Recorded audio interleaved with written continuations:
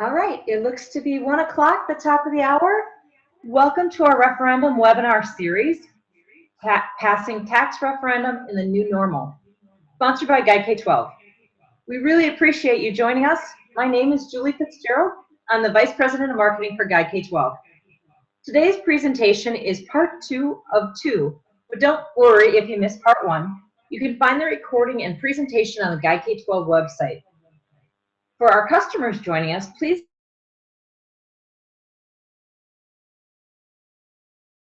that it's a success. So a few logistics before we get started. All phones have been muted to keep the call integrity as high as possible. Please enter any questions in the comment box and we will answer them at the end. I would like to kick us off today with a brief introduction of our two speakers. The first is Dr. Don Lifto. He was a superintendent for over 25 years in school districts in Minnesota, and most recently has been the executive vice president of Springstead Incorporated. Don has written extensively on the topic of referendums and public finance and has published a book as well as teaches at the university level. We are delighted to have you with us today, and thank you for being with us, Don. The second half of the presentation will be Dennis Bloom. Dennis also comes with a wealth of experience working within school systems. Over 34 years of experience in a Minnesota school district, starting as a teacher, coach, athletic director, moving on to director of operations and district facilitator for many significant initiatives the district took on over the last decade.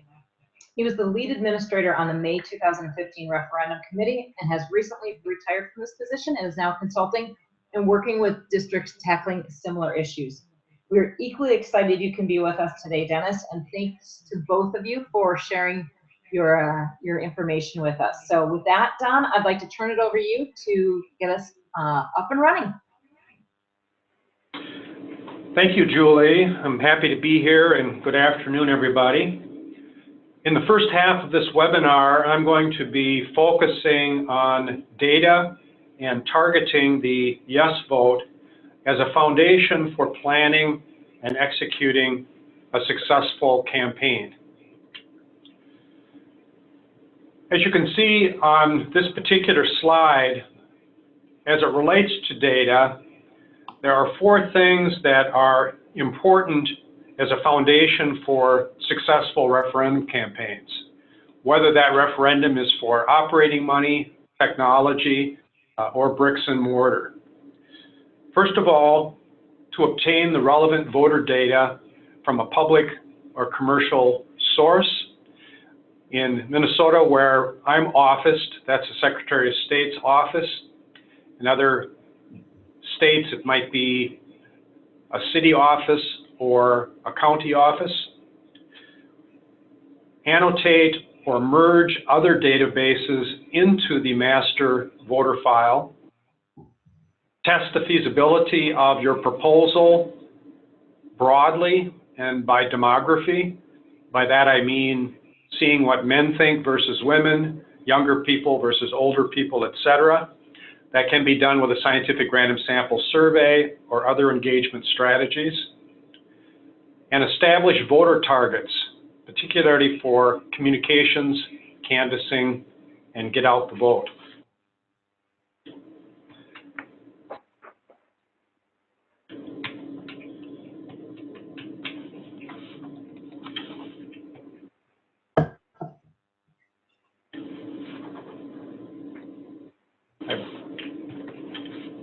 I was having trouble with advancing the slide. My apologies. So how do we go about building a voter file platform? Just like a political campaign or planning for a major building campaign for a church, the planning begins by finding out how many voters do we have? How many men versus women? How many parents versus non-parents? How many live in one city or census block as compared to another? How many of your voters always vote? How many never vote? The answers to these questions are the foundation for your planning.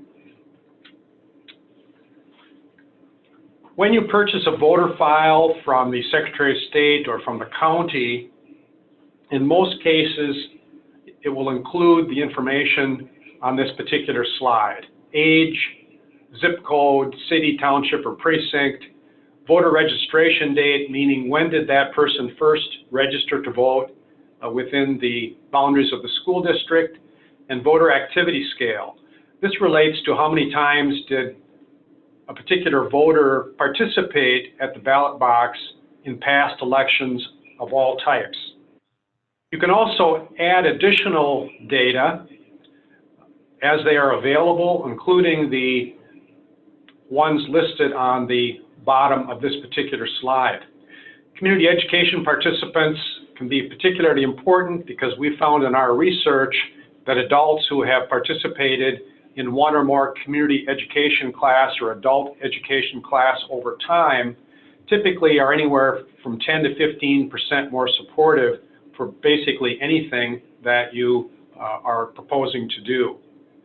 Past supporters would only be relevant if your school district had a referendum in the last 2 or 3 years, and if the campaign kept a database of identified yes voters during the canvassing process.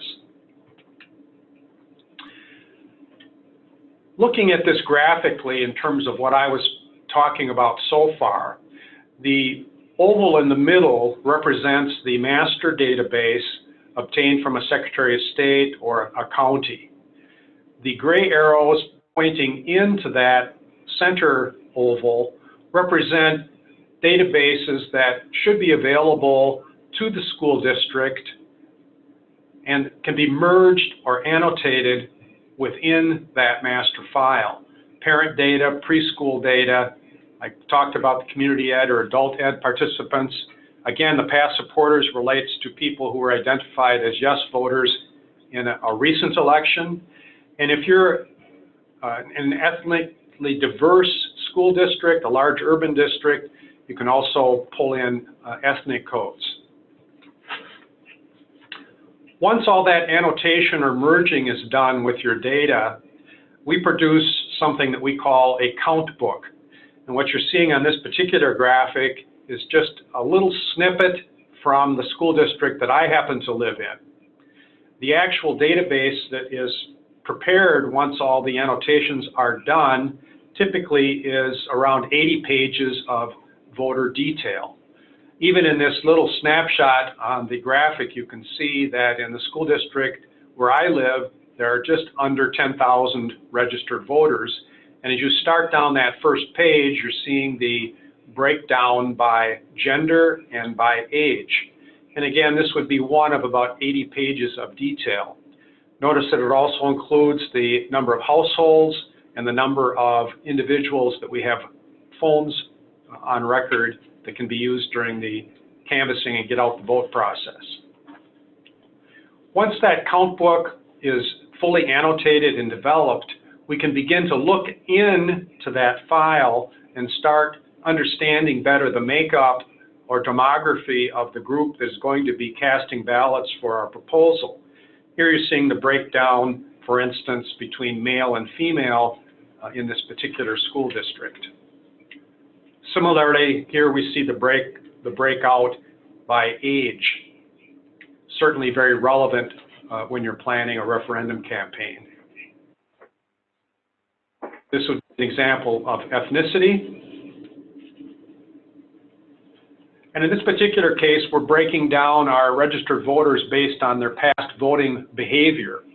In this particular slide, the blue section of that pie chart represents voters who participated in either 4 or 5 out of the last 5 elections within the boundaries of the district.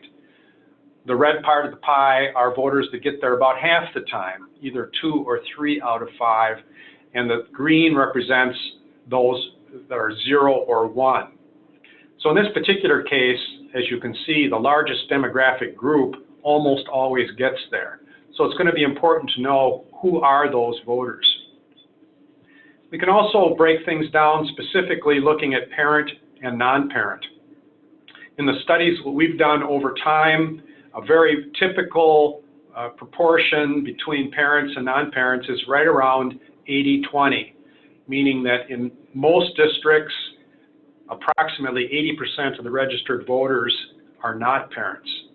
but it's important to know what that demography is and how much of an impact potentially your parents can make on the outcome of that particular referendum. Here we're looking at parents in more detail, looking only at parents, not all registered voters, but just parents, and what is their behavior over time. As you can see in this particular slide, that blue part of the pie has shrunk considerably, so very few parents get there frequently in all types of elections over time. And unfortunately, this is a challenge and a reality for virtually all school districts running referenda. Parents are not reliable voters, and because of their busyness between family and careers and other responsibilities, you just can't count on them to get there. Back to this oval again, and previously I talked about databases that can be obtained from the school district that add information and detail to that voter file. There are other files that can be obtained either commercially or from other entities that similarly enhance the file and give us more information about the voters we're working with and what potential target structure might give us the best opportunity to be successful. So I'm going to touch on the three burgundy arrows as we move forward with the presentation today. The first of the three was the income and housing characteristics. This is a commercial database that's purchased from a vendor, and the information that you obtain when you acquire this particular database is listed on this particular slide. Now, the significance of purchasing a database of this type in preparation for a referendum is that if you are doing a scientific random sample feasibility survey to test support for your proposal before the school board makes a final decision, you essentially have all of the information on this slide with no need to ask respondents during your phone interviews for any of this information. It's already in your database, and you know who you're talking to and the characteristics of that individual before the phone rings. The second of the three arrows that I referenced earlier relates to VAN, or Voter Activation Network. VAN can be obtained commercially, meaning the campaign purchases the database, and in many states it can also be acquired through the State Education Association or the State Teachers Union. We have used it so far in 3 states and very successfully. The VAN database identifies 2 dimensions of potential voters who live within your district. First, what is their likelihood to vote at all? So this is looking back at past voting behavior in different types of elections. In Minnesota, they are characterized as either likely or push voters. Likely meaning that they would be in that blue part of the pie I referenced earlier, very, very likely to show up, no matter if it's a school election, a city election, state, or national. Push voters are more the type that get there about half the time, and they need a push from the campaign in order to cast their ballot. The second characterization of voters within the VAN database is how likely they are to actually vote yes. And this is based on sophisticated research done by the VAN vendor looking at membership and past decisions as likely indicators of the likelihood to vote yes. For example, what political party does the voter belong to? Is the voter a member of an environmental organization? Did the voter support or oppose the constitutional amendment to ban gay marriage? What organizations does the voter belong to? NPR or NRA? Is the person a member of a union? What is their education level? And so imagine dozens or even hundreds of other similar questions basically characterizing the nature of the voter. All of that goes into the computer chews on it and spits out the VAN indicator. In Minnesota and in some other states, it's based on a score of 1 to 100. The higher your VAN number, the more likely that you're going to vote yes on that school district referendum. As I mentioned before, VAN can be purchased commercially, and if you Google Voter Activation Network, it'll take you to a national site and you can see options to purchase. But at least in several Midwestern states, we found that the data can be obtained at no cost from the State Teachers Union back through the local school district, and then the district can share that with Guide K-12 or your referendum consultant to use within the context of your planning and campaign. A couple studies that we've done recently to kind of test the validity of the VAN data. In this particular district, there was a referendum proposal for a $175 tax increase. And what we did is looked at the results of a scientific random sample survey.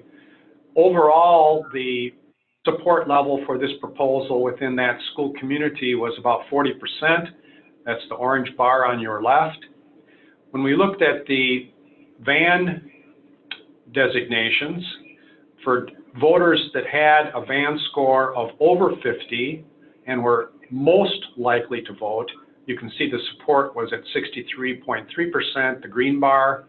And for those with a VAN score over 50 who were push voters, meaning about 50% of them would get there, the support was 52.4%. So in both cases, the voters that had the VAN scores over 50 were significantly more supportive than the overall general public.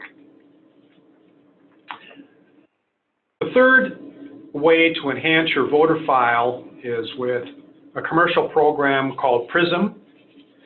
PRISM is a product offered by Claritas and basically uses household and geographic level data to put voters into categories. It's based on the sociological premise that birds of a feather fly together. So every voter within your school district, if you were using PRISM segments, would be placed into one of 66 population segments. Not all segments will be represented in every school district.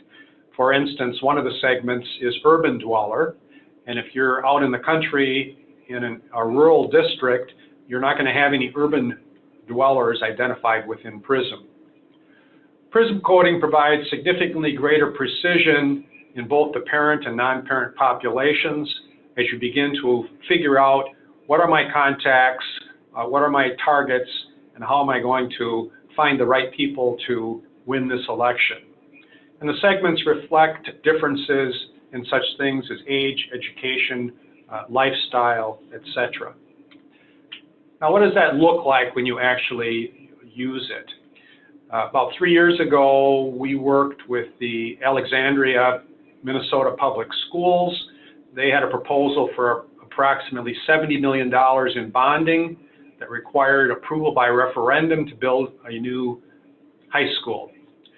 When we purchased the PRISM data for that particular project and coded all of the voters within the Alexandria Public Schools into those categories, what you're seeing in the graphic are the 5 most common PRISM segments out of the 66 I referenced earlier. 2 examples as you look at that graphic. Group 55, Golden Ponds, and Group 28, Traditional Times.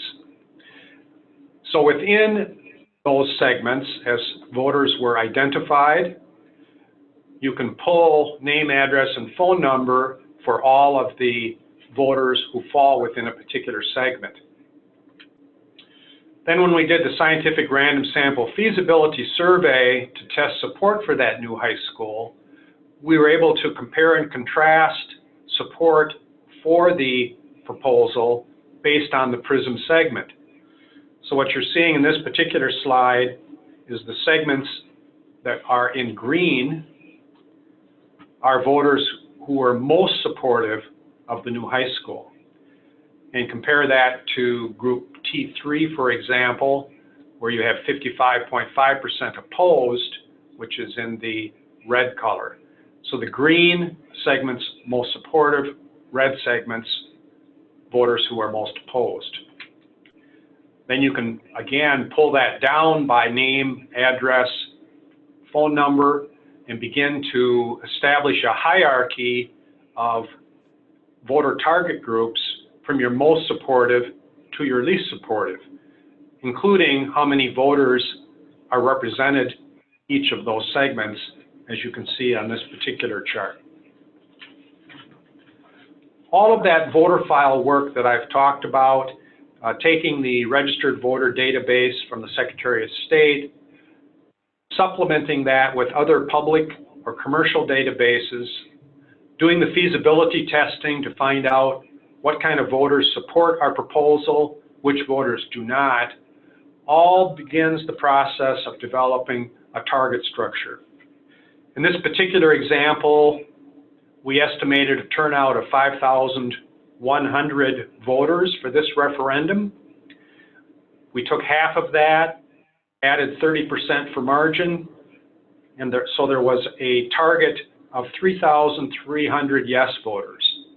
So using VAN data, using PRISM data, where are we going to find 3,300 yes voters?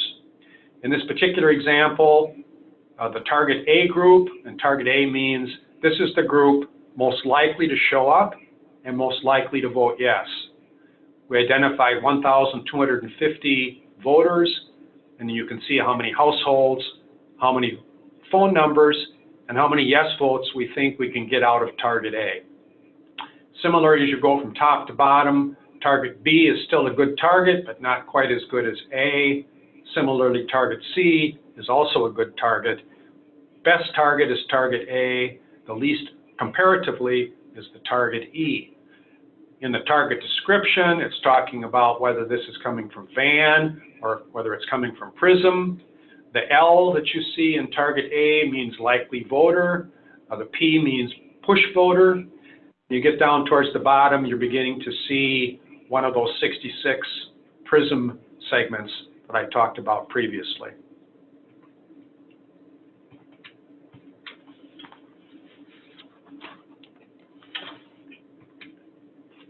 Sorry, I'm having trouble advancing the screen again.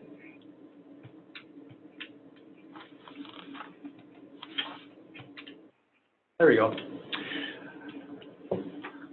This particular graphic is taking all of the data that I've been talking about so far from the chart that we just looked at, and then using Guide K-12 to view those data geographically. So as you can see over on the right half of the screen, that represents an example of a target structure. Parents, adult ed participants, past supporters, frequent voters of a particular age group, etc. In each case, next to those, you're seeing the number of voters in that particular group. But now we're adding the additional benefit, as you move to the left, of showing where those voters actually are. So if you could imagine an electronic map through Guide K-12, I indicate that we want to focus this week on our target A voters.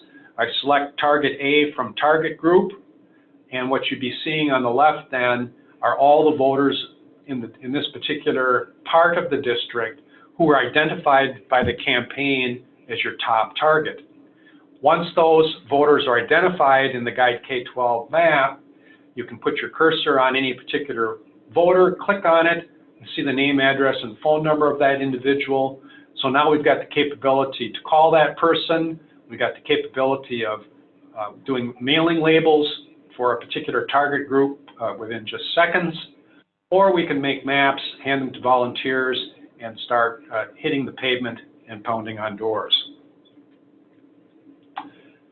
So in summary, for my part of the webinar today, successful campaigns begin by acquiring, annotating, or merging and counting your voter data.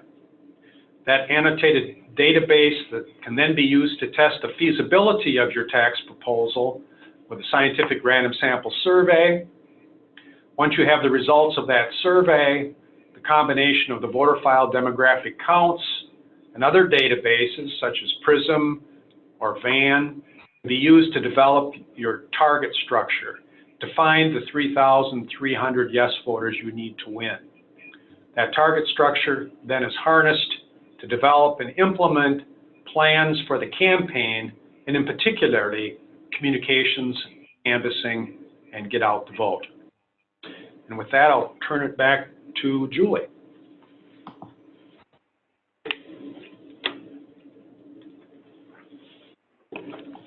Thank you, Don. That was fabulous. And there's a lot of great information in there. And I really, really appreciate you going through all of that, since so many of those databases have really come onto the scene in the last few years. So it's great to know what kind of publicly available data there is. Now I'm going to turn it over to Dennis Plume. And he can walk us through kind of a hands-on district as of what they did just this last spring to have the success that they did in his district. So Dennis, are you there? Yes, I am. Thanks, Julie. And Don, that was great information. And I'm going to take it to kind of some practical application that we actually did. But Julie, I am not able to currently advance the screen. So I did request that. All right, give it another shot. It takes a minute. Just keep trying to advance it. It should take it in a minute.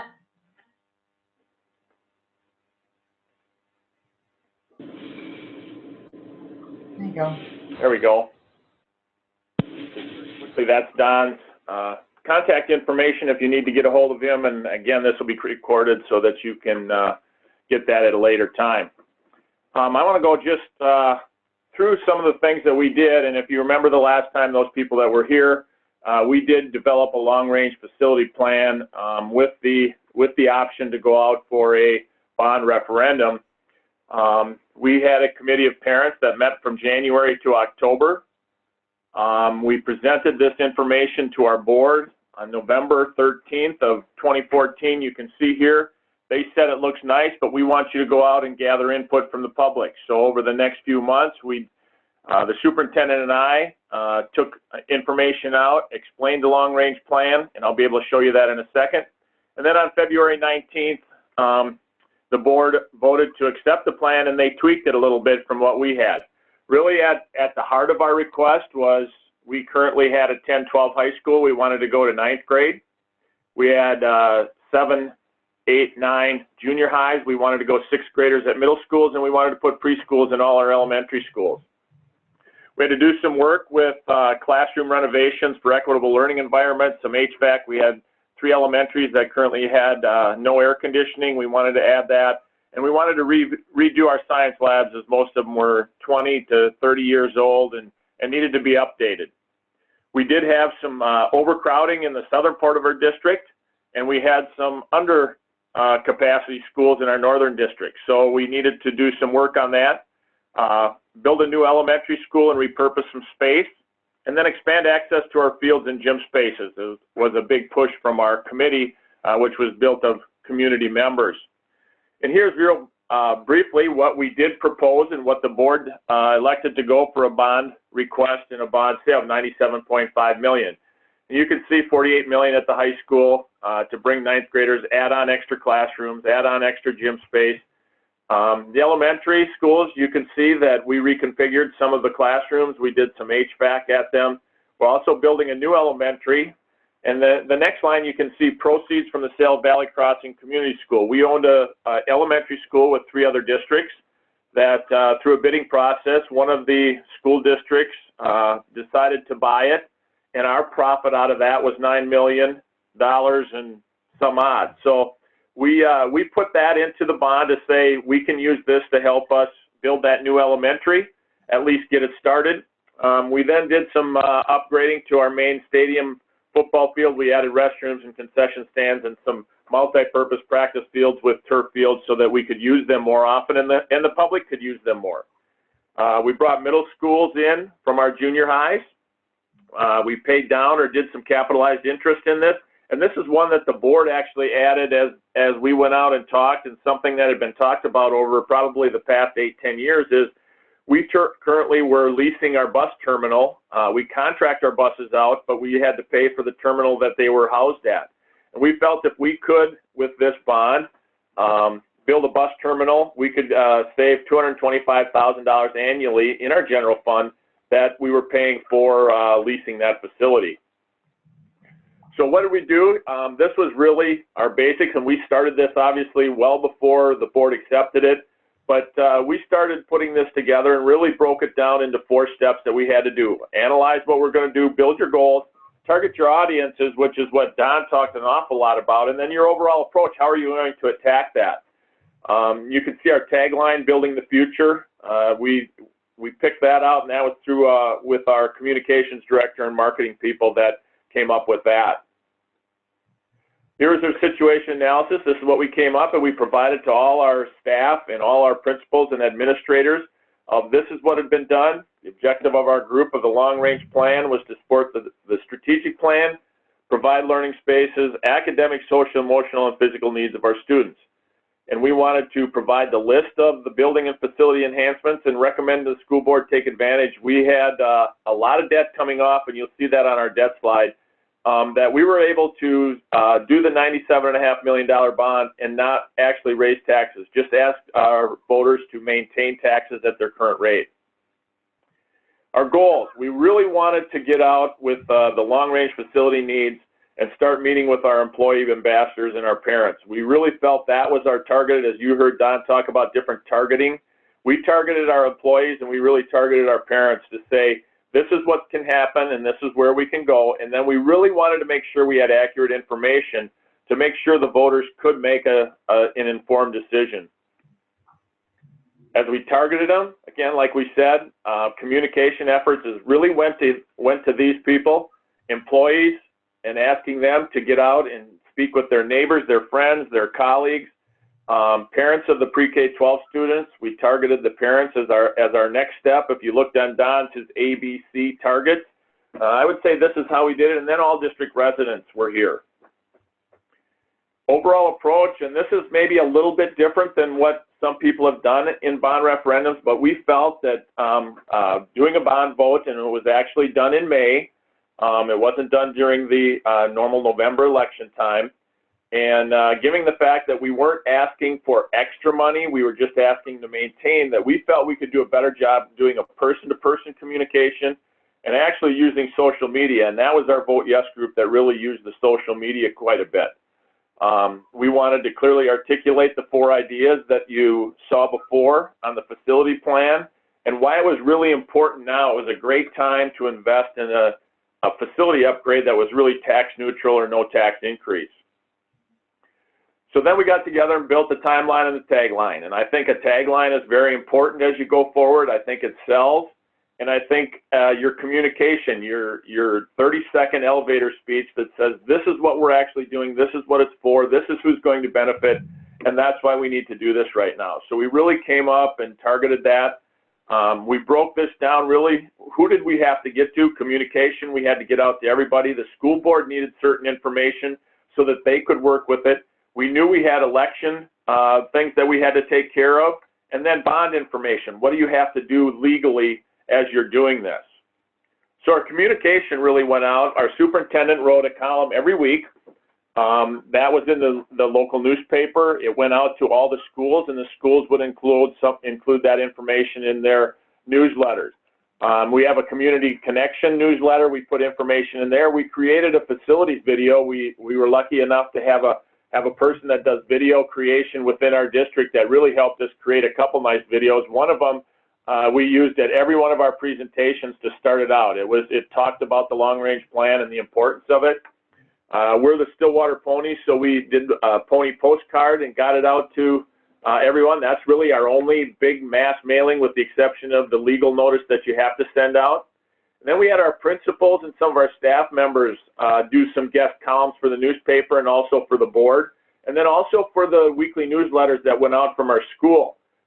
We made sure we included those in there, and principals from one of our elementaries doing an article, and we sent it out to all our elementaries using their school news. And then you have to communicate all your official notices about the bond and when it'll be and what it'll be about. The school board information. At school board meetings, we had guest presentations of those principal columns that were wrote. We had principals talk at every one of our board meetings leading up to the vote. We did our community meetings and our updates and online conversations. We had a place where they could ask questions online.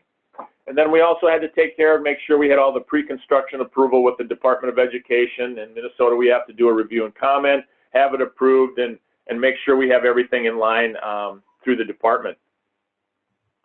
Then the actual election, we needed a campaign chair. We knew that. We were lucky enough that on the night that the board voted on the bond to go forward with it, a former board member was sitting in the audience and in the back, and she had been there when the long-range plan had started. I went back and talked to her at the end and said, you know, this is pretty exciting. We finally got it there. And she said, you know, I really want to see this through. I'd love to be a part of your campaign. And if you can find another co-chair or somebody to work with me, I would help you with it. So we picked up our campaign chair on the very night that we had that election, and she ran the Vote Yes committee and was very good at it and really helped us with that. Then you need to make sure that they have the statute and finance information. And I think one of the finance information things that's good about this, our Vote Yes group actually spent $5,745. That's the total amount on the whole campaign that we spent. We really use social media and face-to-face, and I think that's a little different than some, but again, this was a little bit different campaign in that we weren't really asking to raise taxes or asking for more money. We just wanted to keep it the same. And then to publish your public notices and election process, district staff campaign, we wanted to make sure they knew what they could do and couldn't do and how they could talk about the bond and what they could do during the school day and non-school days. The bond information, we went back out. Again, the superintendent and I did 40+ meetings talking about the bond, telling what it would do, giving the exact information. We held some public forums at each of our junior highs that were going to become middle schools. And then the Vote Yes campaign and the chairperson, the information and the communications they sent out. So we worked closely with them and their social media campaign. And they really did a great job social media with either Facebook and Twitter. They got our high school kids involved, and they really took off with the Twitter campaign and the different memes, if that's what you call them, and I'll show you one at the end. Our bond presentations we talked about, we wanted to make sure we had accurate information for our voters. We wanted to show the tax information. We wanted to give them a simple sample ballot, and we wanted to tell them that they could help build our future and where they could go to ask more questions. So we ended every presentation of the 40+ with that information, and here's where I was talking about. This is what we showed. This is an actual slide from it. The taxes are asking to forego, or if you vote no for this, you will actually get $98.66 in your pocket. Your taxes would go down if we don't vote for this. And then in 2 more years, it would go down another $146. So you can see we were talking about this and showing, if you look at the black lines, that was our current debt and where it was dropping. We were paying off some bonds that we had done previously, some elementaries, but we were asking to keep it at that gray level. Ask you to maintain your taxes. It'll stay at that gray line all the way across. And that we really wanted to get out. And then lastly, we wanted to make sure they saw this ballot, because this was the actual ballot. But as you know, you still have to say, you can see the Minnesota state law requires the ballot to include this information. By voting yes on the ballot question, you are voting for a property tax increase, because if you vote no, your taxes would go down. So you're voting yes. So we really had to do a good job explaining that sample ballot and how that would work. So we really spent some time and showed them the actual ballot. We ended with this. They could go to stillwaterschools.org. Those of you that are on watching right now, you can go to that. That information is still out there.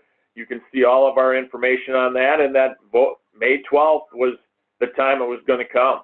So that's really how we put everything together. We did use a lot of ideas and thoughts that Don has shared with you, probably not as extensive as we did 2 years previous when we passed a referendum, passed the referendum for operating expense and did ask for a tax increase. We then did a lot more with targeting and households and signs and knocking on doors, but we didn't do that this time. We really used the social media and the person and the face-to-face. So it kind of looks at the different types of campaigns you can run. I wanted to just say thank you for allowing me to give you information of what we've done. And here's just one of the memes that the kids put together and was sent out on Instagram and on Twitter. You had me at no more porta potties. This really refers to our stadium and that we were using porta potties out there, and no more where they're going to be porta potties. We're going to have indoor heated restrooms at our stadium. So with that, I would say thank you very much, and I think we're going to stick on for a little bit and answer any questions you may have.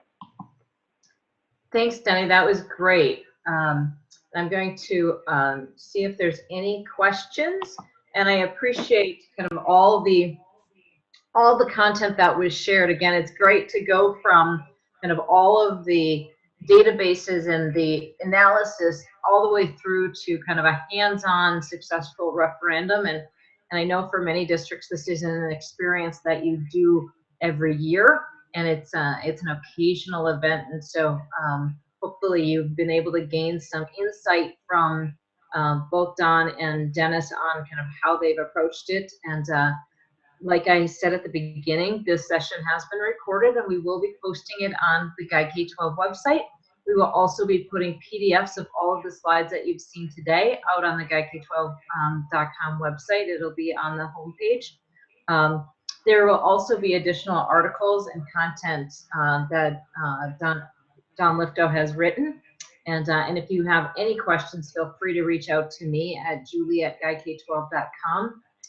If you've got anything that you would like answered.